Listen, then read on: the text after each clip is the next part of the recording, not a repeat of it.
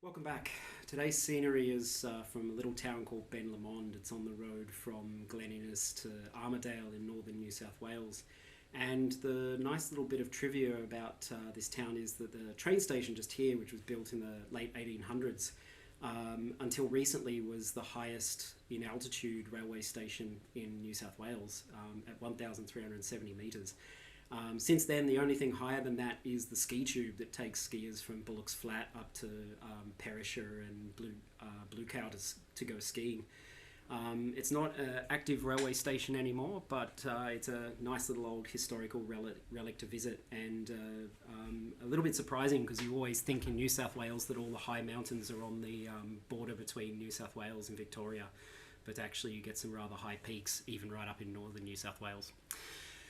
This second half of the lecture, what I want to do is take the complex vector space that we set up in the first half with the idea that we were going to go from a real space to a separate complex vector space that enables us to handle measurements and probabilities and states of systems. That's a complex vector space with a number of dimensions equal to the measurable outcomes. And what I want to do here is just formalize some of the mathematical aspects of that vector space, so that in the lectures that come, we can look at how to do measurement, how to calculate probabilities, how to make predictions about what's going to happen for quantum mechanical systems. Okay, so to do this, I'm going to need some slides, and we're going to do a little bit of algebra here, so I'm also going to need a writing pad. Okay, so the place to start here is I will come back to the notation that I mentioned in the first half, which is this sort of surrounding bracket notation where you've got sort of a solid bar on the left and an angle bracket on the right. This is part of a pair of or a set of notations where there's an equivalent version that has the bar on the right and the curly bracket pointing to the left that is commonly called bracket notation. And so that you can understand where the names come from, let me just write this up. So we might have the word bracket in here.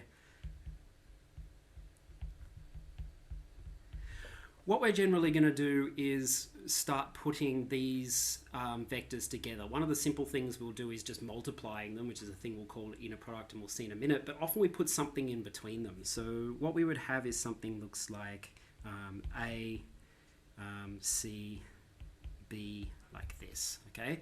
And so these two things on the end are vectors. I'll talk about those in a moment.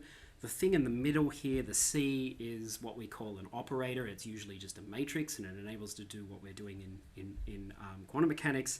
And the reason why we're often interested in this quantity is a thing called the expectation value, which is just the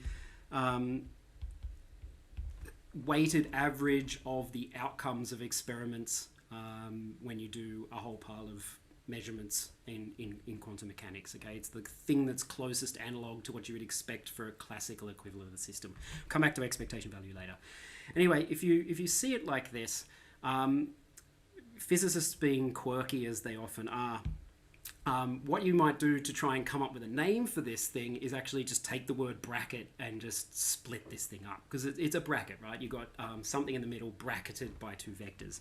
So you might just split this name up like this, and so what you have is bra on one side, ket on the other side, C in the middle. There's odd number, so you can split it off into two pieces with one little bit in the remainder. And then you just basically call this thing on the left a bra and this thing on the right a ket. And that's basically where the names come from, okay? So what we'll have in quantum mechanics are our states, or what the state of our system is. You know, for example, what direction the spin's pointing in, as vectors.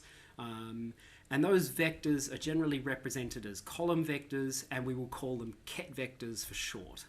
They will always be the ones that appear on the right-hand side, and so they will have the bar on the left, the angle bracket on the right, and they will always appear as a column vector.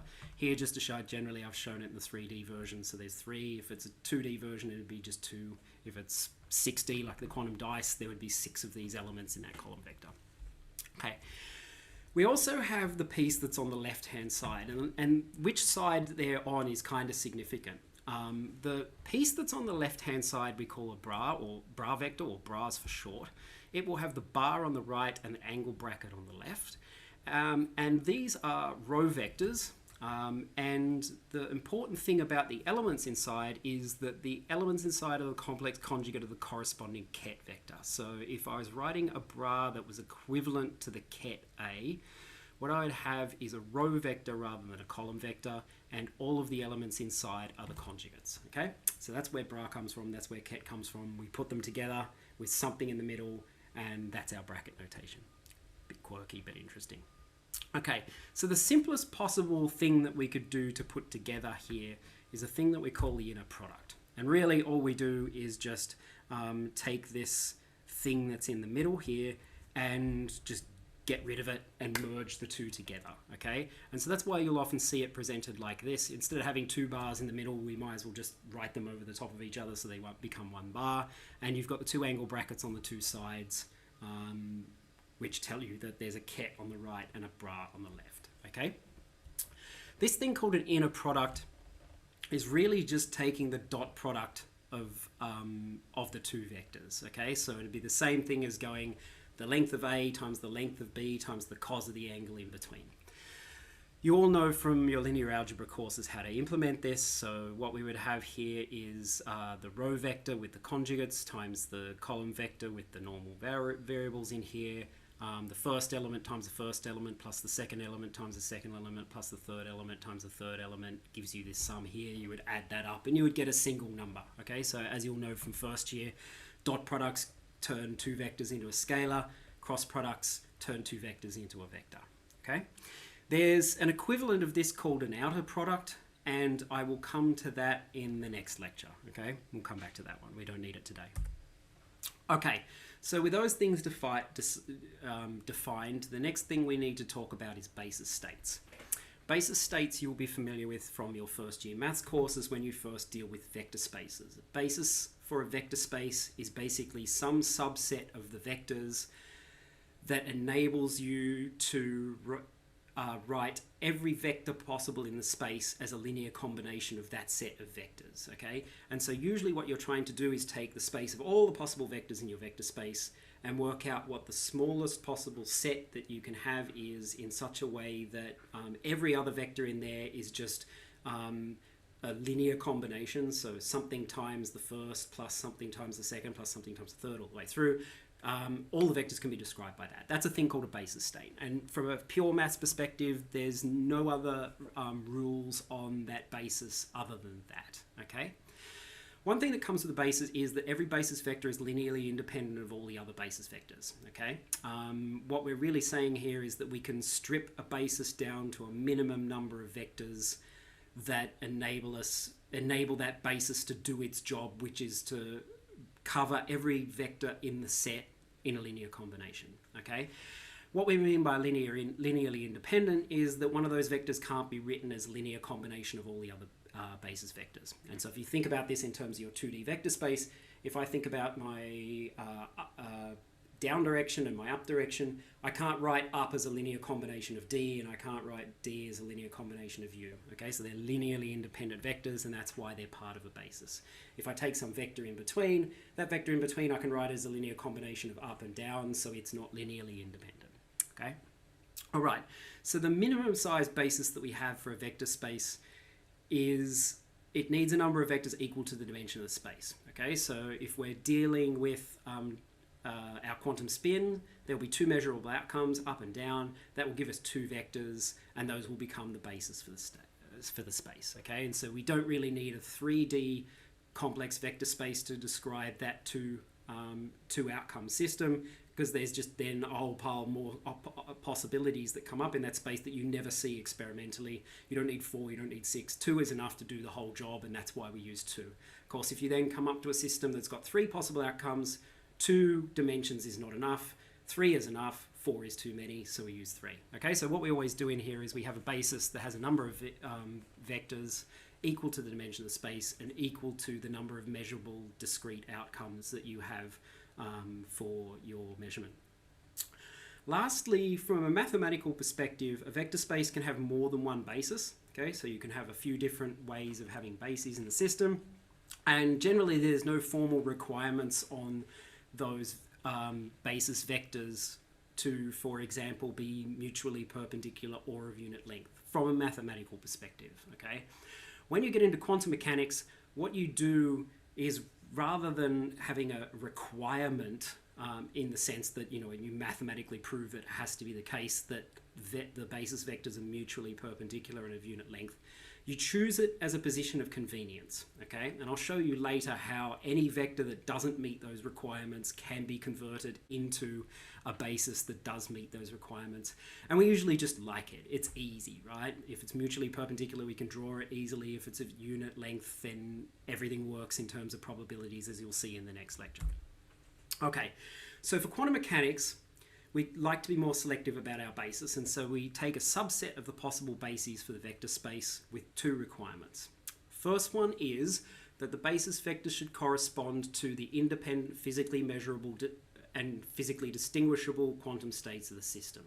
What they will correspond to is the things that are actually measurable, okay? So if we think about our quantum spin system, there's two things we can measure when we do a Stern-Gerlach measurement. It's the spins aligned with the axis or it's anti-aligned with the axis, which means that we will have two basis vectors, one that corresponds to up and one corresponds to down. If we're doing left-right, then we might consider left and right. And I'll show you how the left-right, up-down pictures fit together in this space in the next lecture. The other thing that we really like for quantum mechanics is that the basis should be orthonormal. And orthonormal is sort of a combined word of two parts, orthogonal and normal. Orthogonal basically means the two vectors are mutually perpendicular. Normal means they have unit length, okay? And we combine this together and we call it orthonormal, okay? So for quantum mechanics, our bases are measurables and orthonormal. So if we think quickly to our quantum spin space, then our favored basis is going to look a little bit like this. It's a 2D complex vector space. Notice that I'm drawing on a 2D page, so it's a slightly imperfect representation. The two basis vectors are perpendicular to each other, and they've got unit length, okay? So one runs this way, 1, 0, the other one runs the other way, 0, 1, okay? And you'll notice that that is distinctly different to your real 3D space, okay? So in the real 3D space we live in, this 3-vector space, up points up and down points down, and they're at 180 degrees to each other. In the complex vector space we use as a mathematical framework for quantum mechanics, up is perpendicular to down. So up points that way, down points upwards, okay? Down does not point the opposite direction to up. It points perpendicular to up. Okay, so we've got that. That brings me to a thing called the Gram-Schmidt procedure, and I don't want you to be able to do this. This is not something where I'd say I want you to use the Gram-Schmidt procedure in the exam. I want you to be aware that it exists, and I want you to know roughly what's involved in doing it. The reason why I want you to know that it exists is that I want you to understand that it doesn't matter what the vector space is, we can always convert it into an orthonormal basis. So, there's no, that really means that there's no bases in quantum mechanics that exist that we can't treat as an orthonormal basis, right? Essentially, one-to-one conversion, everyone we can convert. The other is that later on, when we talk about eigenvalues and eigenvectors, we will need to know some of the steps in this procedure to make sure that some of the mathematical identities that we use there actually hold given what we do in order to get an orthonormal basis. I'll come back to that one later, okay? So the Gram-Schmidt procedure, basically it's a nice little mathematical trick that enables me to take any basis that we have that's, proper linearly independent basis and turn it into an orthonormal basis. And there's a set of steps to this, and I'm just going to demonstrate it for a 2D vector space. You can imagine what would happen if you had 3 or 4 or 5. You would probably just do repeated series of the steps. A little bit like solving Rubik's Cube, right? You'd do 2 vectors, you'd use those 2 to get the third one, the 3 to get the fourth, and so forth, in the same way that often with Rubik's Cube, you get one face, you get the next one, you get the next one, you work your way through, okay? So let's just take 2 arbitrary vectors that would be a linearly independent basis that doesn't yet meet the requirement of being normal, unit length, or being orthogonal to each other, okay? We'll call them V1 and we'll call and V2. First step in here is the easiest step. It's like Rubik's Cube where you just get the first face. Is just to convert one of the two vectors into a unit vector. And all we do really there is just divide it by its own length, right? It's a really simple operation. But what it means is that one of the steps in the Gram-Schmidt procedure is the ability to multiply a vector by a scalar. Okay, so later on we will need to think about how that has implications for when we deal with eigenvalues. So that's the first step. The second step here is that what we want to do is get a new vector, and it's shown there in red, that is basically a projection of the other vector onto the direction of the vector we just turned into a unit vector. Okay, so our unit vector here, v1, what we want to do is basically make a new vector that's a projection onto that direction. And as you know, the way we do that is exactly the way you do it in first year physics, with a little bit of trig. You work out the angle in here, and you use trigonometry to find out the length of this, and then it has a direction that aligns along this. Okay. The other way to consider doing this is basically just to take the dot product or inner product. Okay. So what we're doing here is taking the inner product of the vector v2 and the unit vector v1. What that will do is take the length of v2 times the unit vector has a length of 1, so the dot product will give you the length of v2, and then times the cos of the angle in between, which is what does the trig to bring v2 down to the length that goes on this axis. Of course, a dot product gives you a scalar, and what we want is a vector, so then we multiply that by the unit vector for v1, which gives it the direction. Okay, so what this inner product here does is basically says what is the projection of the length of v2 into this axis, and then we convert it back into a vector by giving it a direction. All right, that's step 2. Step 3 is we want this green vector over here, and you can already see where I'm going here. This green vector is perpendicular to the blue vector, so I'm now pulling this trick to try and get myself into an orthogonal plane. What I can do is say that the black vector is equal to the sum of the green and the red, and if that's true, then the green vector is really just the black vector minus the red vector, right? So what I can do here is go v2 plus is basically vector v2 minus this red vector here. Okay, some of you will go, well, why didn't you just go straight from the black vector to the green vector by doing the projection in the other direction? And the reason for that is that I can't do that projection very easily in terms of inner products. Okay, so it actually turns out easier just to get the red one first via an inner product off the first of your basis vectors, v1, and then just do the sum to get it into the perpendicular direction. All right, so now we've got this green vector, and many of you will probably spot what the last step in this trick is. We basically do step 1 again. We take that second vector v2 perpendicular, divide it by its own length, and now we've got two vectors here, v1 and v2, both hats, so they're unit length vectors, and they're our new basis. Okay, we can do this for pretty much any basis. We can convert it to an orthonormal basis, and there's two things that happen when we do it. One is there's a multiplication, where dividing something by its length, we're multiplying it by the inverse of its length, equivalent thing. And there's an addition, right? Subtraction is just the addition of a negative number. So later on when we get to eigenvalues, we will have to worry about eigenvalues behaving properly for vector multiplications and vector additions. Okay, that's the main reason why I want you to know about the Gram-Schmidt procedure. One, that it exists, and two, later on when I have to show you that this works, you know what is involved in the procedure and why we're doing it. Other than that, you never end up using it in practical quantum mechanics. Okay, so that brings me back quickly to the concept of orthonormality, and I just want to use this opportunity to show you how we verify that basis vectors are orthonormal for two reasons. One, that's often useful to be able to do it. The other is it's probably your first insight into how we're actually going to handle bras and kets in terms of mathematics on a page. Okay, the notes for this you'll have as a PDF download in a lot more detail than I'll scribble on my OneNote, so you don't need to copy this down, you'll have them later. Okay, so orthonormal, combined words, so let's deal with one of them first. We'll deal with normal. Normal of a vector is its length, and often that's written as the name of the vector with either one bar on either side, or some books it's 2 bars either side. I actually prefer to have one on either side. Griffiths will use 2, I think. And that thing is basically the inner product of the two vectors.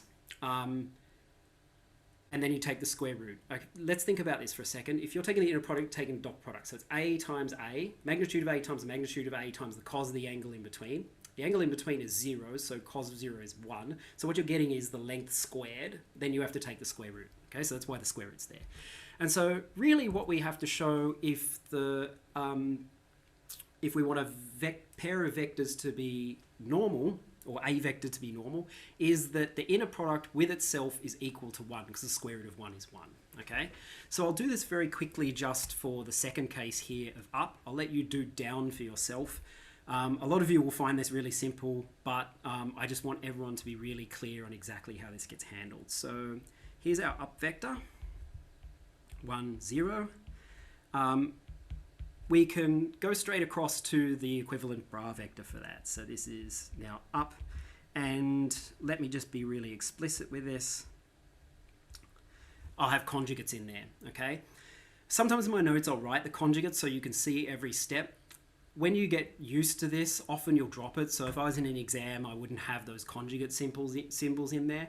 I usually keep them when I'm going early, because one of the big mistakes you can make later on is converting bras to kets, forget to do the conjugation, an I doesn't go to a minus I, and the whole thing becomes a problem, right? It's a really common mistake. So I usually get into the habit of writing them early so people get used to them and then drop them when I'm in a hurry or doing normal things. Conjugate of 1 is 1, conjugate of 0 is 0, right? So then we can actually just work out this inner product. So up, up, like so. And it will just be our row vector times our column vector, 1, 0. And of course, this will be 1 times 1 plus 0 times 0, which is just 1. Okay? Demonstration that the up vector is normal. You can do it for down, and all it will be is exactly the same maths I just did with the 0 and the 1 swapped around in the vectors. Okay? Then what we want to demonstrate is orthogonality. Orthogonality is a property of two vectors rather than one, okay? And this comes out nicely from the inner product if you consider the inner product as a dot product for vectors, okay? So if we take two vectors a, b, we multiply them together, what we do is multiply the length of one times the length of the other times the cos of the angle in between. If the angle in between is 90 degrees, cos of 90 degrees is 0, and so that dot product is 0 irrespective of the length of the two vectors that you're taking the dot product for. Okay, so all we really need to do to prove that two vectors are orthogonal to each other is that the dot product, the inner product is equal to 0. So let's just do this for up and down really quickly. Just so I've got it on the page, I will write down. So down here is going to be 0, 1. And we've already got our bra for up, just a little bit further up. So what we would be doing is, whoops, don't know why it changed colors, but anyway, up, down, and so we can go straight to this thing, okay? It's going to be 1, 0. I'll leave the conjugates out here because I know it's conjugate of a real number. Here would be 0, 1, and of course when we do this, it's first element times first element, 1 times 0, plus second element times second element, 0 times 1. Both of those are 0. The sum of 0 and 0 is 0, so we get 0. Okay? Prove that that's orthogonal. Really common thing to do in quantum mechanics, make sure you're able to do it and do it quickly, is to be able to prove that any particular basis vector is orthonormal. And also, often, sometimes you're just curious about whether two vectors are orthogonal to each other, and being able to prove that is simple as just taking the inner product and showing that that inner product is equal to 0. Okay, so here I'm just going to walk you through the key properties of inner products. In past years, I probably would have proven a couple of these, but since you never do it again and you kind of do it in your first year maths courses, everyone tells me every year, yeah, we see this in maths. I'm just going to walk you through them so that you know they exist. If you want to prove them to yourself, a couple of them that are relevant I will do in the reference notes that I put up in my materials page. Some of them I will just let you have them as given, assuming that you've been taught them in your maths courses, okay? So there's two key ones I want to get to up front. One is that our system is linear, okay? What I mean by that is that if I take a bra and I want to multiply it by the sum of two kets, I can write that as the inner product of the bra and one of the kets plus the inner product of the bra and the other ket. Okay, so basically everything in this complex vector space system we're building up is linear. The second one, and it's actually worth you having a look through for yourselves. I won't do it here because the algebra gets a bit long. But this one's definitely worth demonstrating for yourself so it sticks in your mind, and it'll be in my notes. Is that interchanging bras and kets corresponds to complex conjugation, right? So imagine what I do is I take a ket A and a bra B. Bra B would be the complex conjugate for ket B, okay? So I've got these two things here. If I want to swap them to the two sides, what I'm really doing is taking the ket A and taking the conjugate of it and turning it into a bra A, and then I'm taking a bra B and taking the conjugate of it to turn it back into the ket B, and then putting them together, right? And because I've taken the complex conjugate of both sides, that operation of swapping them is essentially the same thing as just taking the complex conjugate of the whole thing, right? And so one of the concepts you want to keep in your mind here when you think about this vector space that we're dealing with is that you can almost take your space and divide it into half. You can't like really draw a line down the middle, but you can imagine there's two sets of vectors in your space. One is all of the kets, and then the other one is all of the corresponding bras for those that are the complex conjugates of them, okay? And you can switch from one of those to the other essentially by taking the complex conjugate. And the reason why we care about complex conjugates is that we've got to go from a Hilbert space that's a complex space back to a real 3D world, which is real. And we can't have, for example, the outcome of the measurement is imaginary. That just doesn't happen.